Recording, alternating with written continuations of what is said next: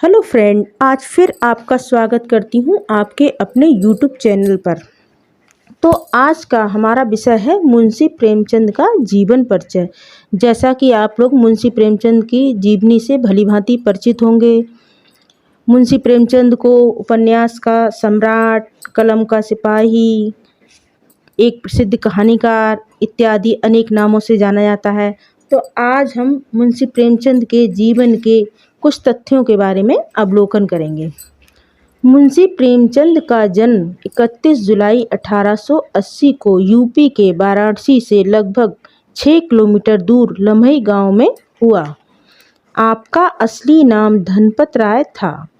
इनके पिता का नाम अजायब लाल था एवं उनकी माता आनंदी देवी थीं। प्रेमचंद के घराने में सभी उर्दू के अच्छे जानकार थे, इसलिए आपकी प्रारंभिक शिक्षा उर्दू व फारसी में हुई। आपने हाई स्कूल की परीक्षा क्वीन कॉलेज से पास की। इन्होंने इंटर व बीए की परीक्षा प्राइवेट छात्र के रूप में पास की। आप महात्मा गांधी से प्रभावित होकर 1920 में अपनी नौकरी से त्यागपत्र देकर आंदोलन में शामिल हुए। इसके बाद इन्होंने माधुरी, हंस और जागरण आदि पत्रिकाओं में संपादन का कार्य भी किया। मुंशी प्रेमचंद को बचपन में स्वभाव से खेल बहुत पसंद थे, लेकिन उससे अधिक वे पढ़ने के शौकीन थे।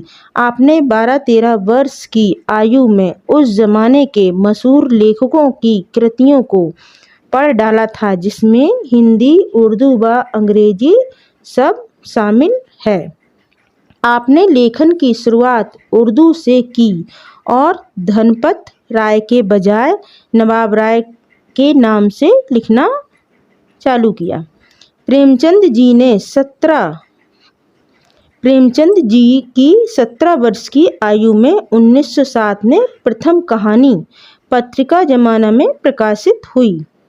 शीर्षक था संसार का सबसे अनमोल रत्न। जमाना के संपादक मुंशी दयाराम निगम ने आपको मुंशी प्रेमचंद नाम दिया था। मुंशी प्रेमचंद ने लगभग 400 कहानियाँ और 13 उपन्यास लिखे, जिसमें उनकी ख्याति का मुख्य आधार उपन्यास लेखन ही रहा था। आपकी कहानियों का संग्रह सोजे वतन, जो बाजार में आते ही अंग्रेजों द्वारा प्रतिबंधित कर दिया गया था, जिसकी कई प्रतियां जलाई भी गई थीं, जिस कारण नवाब राय नाम भी प्रतिबंधित हुआ। आपकी प्रमुख रचनाएं सेवा सदन, प्रेमाश्रम, रंगभूमि, निर्मला, कायाकल्प, गबन, कर्मभूमि, गोदान, सोजे वतन, मानसरोवर जो कि 8 खंड में है, गुप्तधन एक कहानी संग्रह है, करबला, संग्राम, प्रेम की देवी जो कि एक नाटक है आदि। इनका जो सबसे ज़्यादा पढ़ा जाने वाला उपन्यास था वो गबन है। प्रेमचंद की भाषा शैली सरल और सहज थी, जो पात्रों के अनुकूल होती थी, जिसके कारण आपको उपन्यास सम्राट कहा जाने लगा था। आपकी रचनाओं का मुख्य विषय राष्ट्रीय जागरण और समाज सुधार है, जो कि फलस्वरूप आपको एक आदर्शवादी लेखक के रूप में विख्यात करता है। प्रेमचंद जी का निधन उस जमाने की जलोधर नामक भयंकर बीमारी से 8 अक्टूबर 1936 में वाराणसी में हुआ था।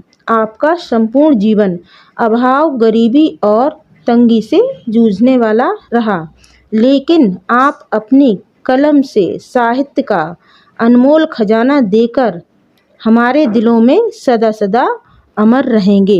Thank you.